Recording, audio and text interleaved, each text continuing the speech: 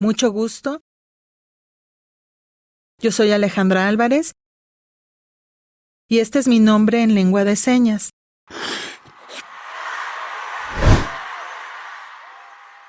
Soy una persona sorda de nacimiento y de varias generaciones. Mi bisabuela también era sorda y pues así fue como fuimos heredando la lengua de señas.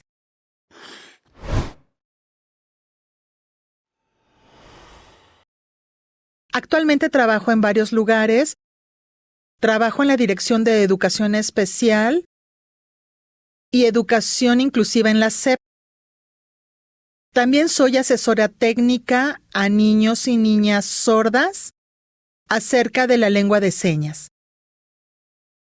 Otro trabajo que tengo también es que soy docente de lengua de señas mexicana en la FES Aragón, justo dentro de la unidad de lenguas.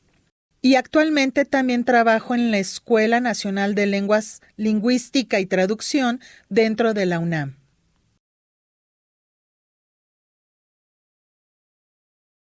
Dentro del activismo que realizo, soy coordinadora de MEVISIOR, que es el Movimiento de Educación Bilingüe para Personas Sordas, y justo lo que hacemos es promover el derecho de niñas y niños sordos a adquirir la lengua escrita, en este caso sería el español, y la lengua de señas para que ellos puedan acceder a mejores oportunidades.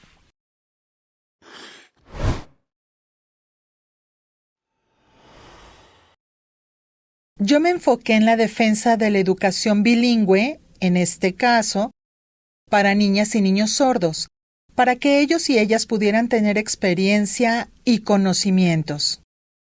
Porque no hay mucho acceso a la lengua de señas y se les dificulta mucho a las personas sordas también el aprender y escribir el español.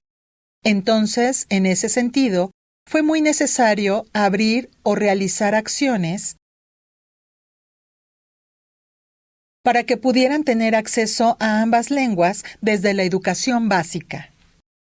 Y en ese sentido, pues también poder tener oportunidades como cualquier otra persona. Es de resaltar que las personas sordas son mayormente visuales. En ese sentido, al tener este canal de comunicación, por eso es importante tener mecanismos de enseñanza para que las personas sordas puedan también empoderarse y, en este sentido, tener modelos lingüísticos sordos para que ellos y ellas sean quienes enseñen a las futuras generaciones y puedan adquirir la lengua, tanto la lengua de señas como el español escrito. Y en este sentido hemos tenido coordinación con diferentes instancias y eso fue un poco lo que me impulsó. Costó bastante tiempo en el sentido de llegar a coordinarnos, porque tuvimos que tocar muchas puertas, acudir a varios estados, reunirnos con varias personas, instituciones, por ejemplo, con la Secretaría de Educación Pública, entre otras. Incluso para llevar esto a una reforma constitucional y que pudiera también agregarse a las leyes como un derecho de las personas sordas a una educación bilingüe. Recientemente, el 7 de junio de 2024, se publicó en el Diario Oficial de la Federación la reforma al artículo 65 de la Ley General de Educación, donde se establece como un derecho de las niñas y niños sordos la educación bilingüe en la lengua de señas mexicana y el español escrito. Eso es algo que consideramos muy importante para las niñas y los niños que están en educación básico. No solamente eso, como parte de una comunidad lingüística y no como una discapacidad. No hay nada que curar. Se ha capacitado en la lengua y cultura de las personas sordas.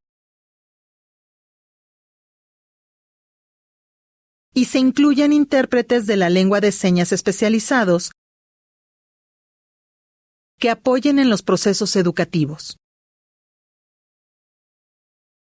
Y eso es algo que hemos estado haciendo, difundiendo información, creando acuerdos con diferentes asociaciones de personas sordas, incluyendo también a personas oyentes, por supuesto, para crear esfuerzos en conjunto y también concientizar, sobre todo a la población de padres y madres sordas respecto a la enseñanza de la lengua de señas como primera lengua a sus hijos e hijas sordas para tener mayor oportunidades en el futuro.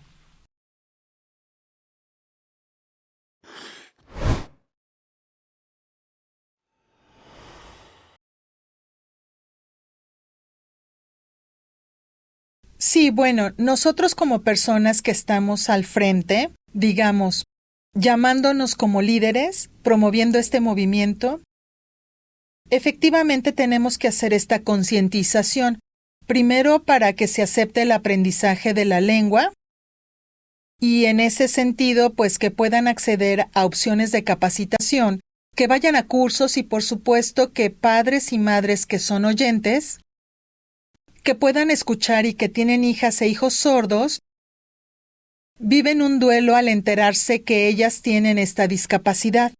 Entonces hay que trabajar primero con ellos, hacer hincapié en que necesitamos acceder a estas herramientas, a terapias y por supuesto también que estos servicios sean gratuitos, que no sean gravosos para la economía de estas familias.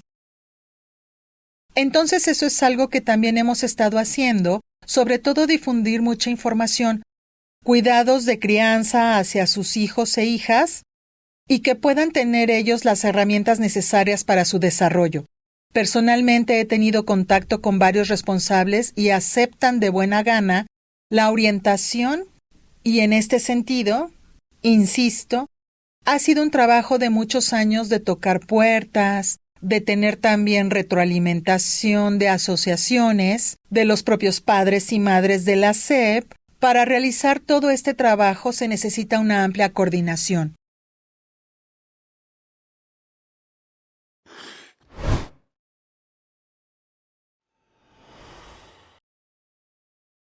Me he enfrentado a varios desafíos, principalmente el de la comunicación. No hay acceso principalmente a la información, ya que no hay mucha información en lengua de señas. Se carece de intérpretes. Cuando nos acercamos a alguna instancia, pues esa es la primera barrera a la que nos enfrentamos. En el ámbito legislativo, en el ámbito de la salud, laboral, necesitamos que se hagan espacios más incluyentes. No solamente a través de intérpretes de lengua de señas, sino personas que sepan y que puedan comunicarse. Esto no es un capricho, sino es algo que viene establecido en la Ley General para la inclusión de personas con discapacidad, que necesitamos y es nuestro derecho el acceso a la información. ¿Cómo va a ser esto accesible? A través de intérpretes de lengua de señas. No cualquiera, por supuesto, necesitamos seguirse capacitando. Necesitan ser intérpretes certificados y tener convivencia con la comunidad sorda. Esa sería una de las principales.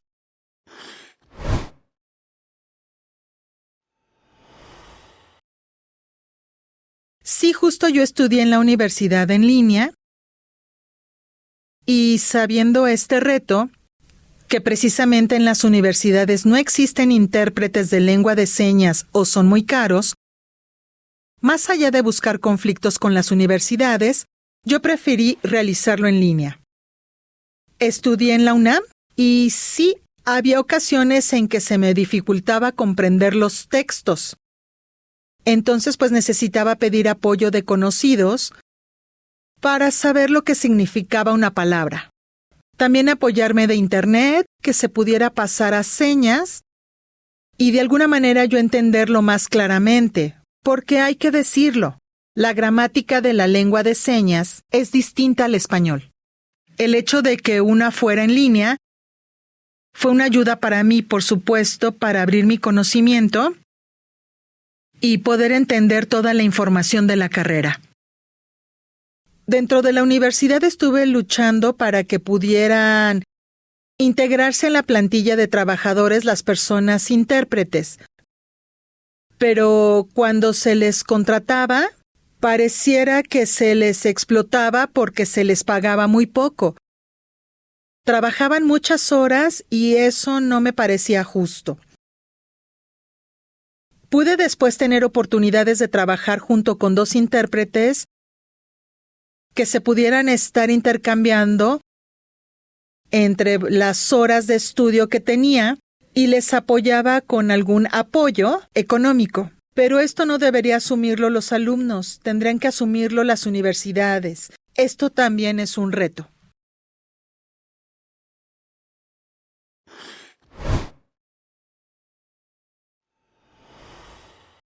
Cada año, el 8 de marzo, me gusta mucho difundir y sobre todo hacer hincapié, alzar la voz, no quedarnos callados ante este tipo de situaciones de desigualdad, de violación a derechos, y creo que es muy necesario difundir esta información para que las mujeres que han vivido alguna violencia, alguna violación, que a veces se les revictimiza, ¿no? Quizá a lo mejor una persona que vivió una violación se le dice, es que es por tu forma de vestir, ¿por qué usas minifalda?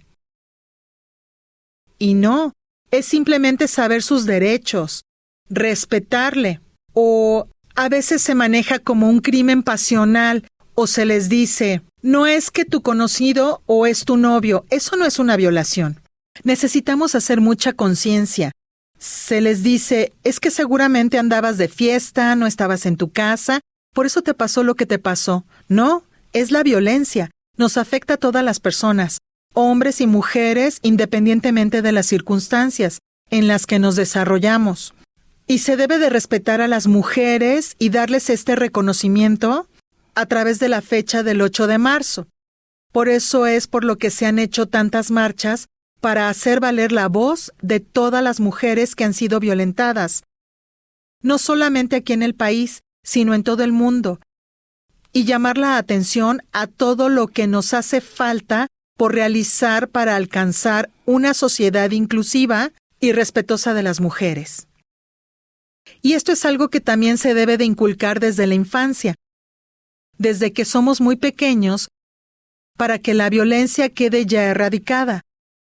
No solamente a las mujeres, sino también a los hombres, educarles para que pueda ser una sociedad más respetuosa, que no debe de insultarse a las mujeres o incluso estas situaciones moralistas donde se inculca o se maltrata a las mujeres por las decisiones que han tomado, por su forma de ser. Creo que eso es algo que tendrá que terminarse. Y en ese sentido, pues, por eso seguimos visibilizando los derechos y en este caso, la situación que viven las mujeres.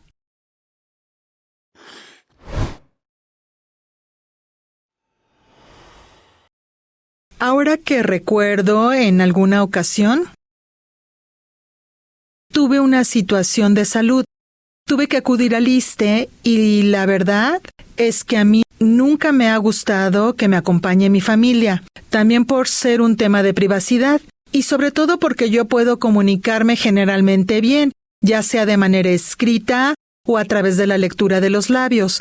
Pero en esa ocasión yo sentía que el médico pues no tuvo un buen trato hacia mí por los gestos que hacía.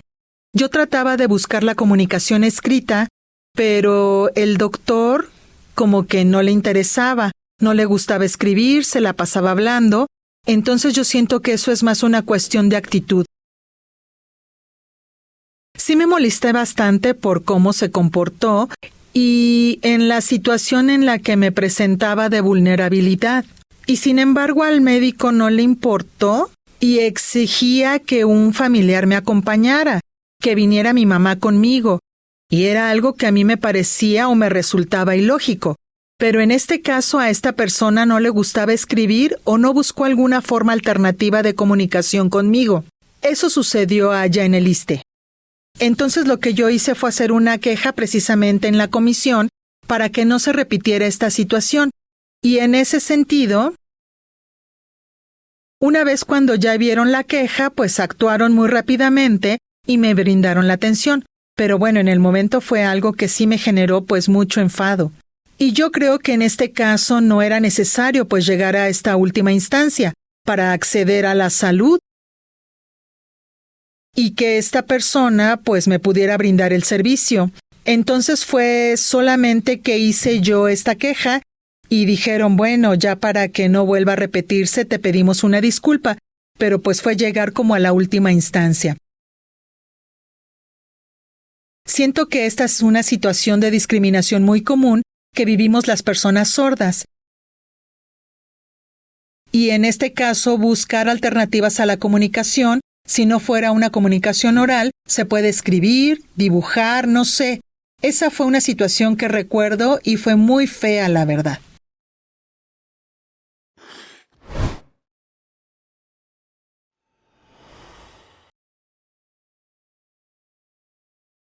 Pienso que hace falta difundir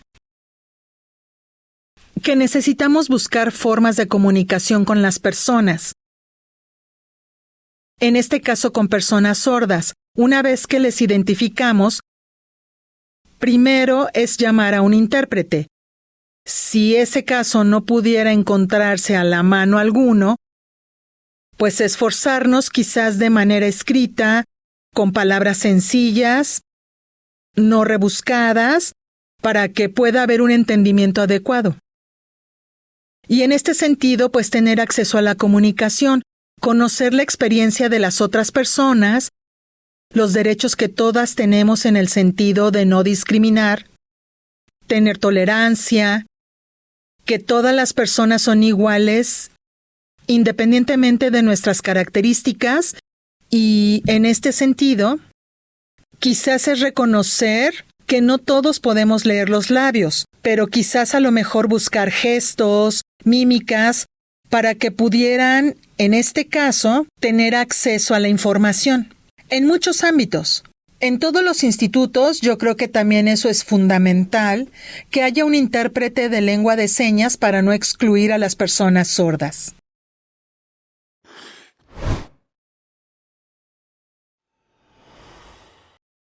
Yo creo que sería algo muy importante de primera mano, reconocerse, autoafirmarse como persona sorda.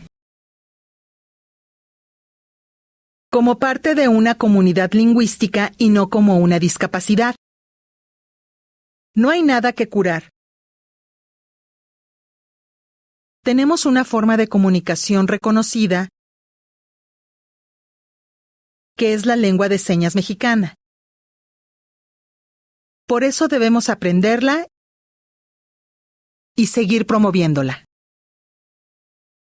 Podemos realizar cualquier cosa que nos propongamos. Trabajar, viajar, comprar lo que queramos. Y en este sentido, ese es el empoderamiento. Pero de primera mano necesitamos afirmarnos como parte de una comunidad lingüística e iguales a todas las demás personas con los mismos derechos. Y en este sentido que podemos realizar cualquier cosa que queramos. Que si vivimos una situación de discriminación, no es para atemorizarnos o para sentirnos menos, sino al contrario, para reafirmar nuestros derechos. Creo que eso sería primordial. Hacer hincapié en que todas y todas las personas podemos, a pesar, en este caso, no poder escuchar. Podemos esforzarnos, podemos tener una buena autoestima, aceptarnos como somos y siempre buscando la mejor forma de sobresalir. En este caso creo que una herramienta fundamental pues también es el español, que nos abre muchas puertas en esta sociedad. Tenemos en este caso una forma de comunicación. Les platicaba que no había intérpretes, en este sentido eso nos ayudaría a comunicarnos. Ese sería como la forma de empoderarse.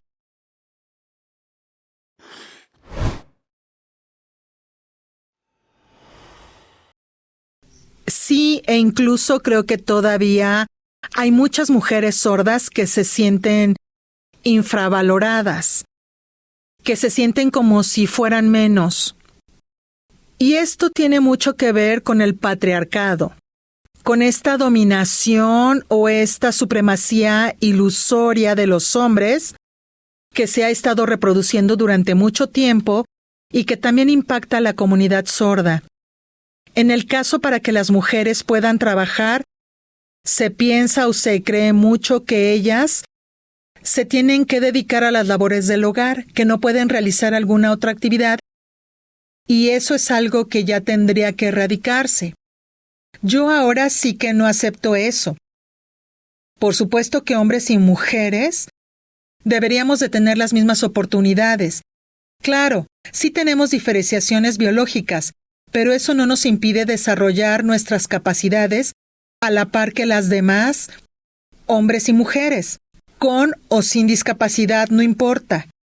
Necesitamos justo lograr esta equidad para que las mujeres puedan conocer que tienen derechos, que pueden trabajar, que pueden ser libres.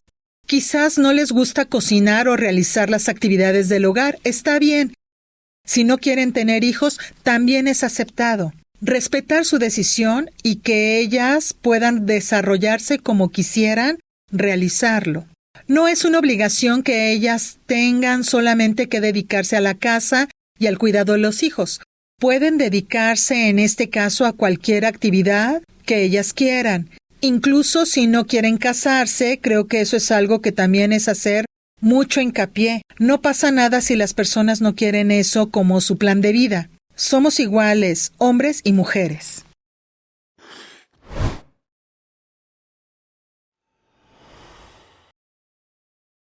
Pienso que necesitamos adicionar a las leyes, justo pongan la equidad en el sentido de que podamos tener igual acceso a los servicios, tanto de salud, educación, etc. Y en este caso que sean accesibles para las personas sordas, en el sentido de que haya intérpretes de lengua de señas, que venga establecido en la legislación que si una persona sorda acude al médico, acude a un juzgado, en la ley se establezca que si es una persona sorda o incluso si tiene una situación penal, es necesario que haya un intérprete para una efectiva comunicación. Y no verse desde una versión lastimera de ¡ay, pobrecito sordo! No, sino es un derecho a la comunicación. Eso es algo que hace falta.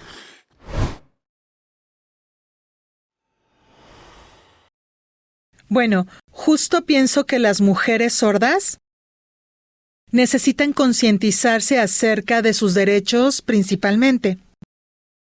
Por poner un ejemplo, sus derechos sexuales, sus derechos al trabajo, a la salud, conocerlos a fondo.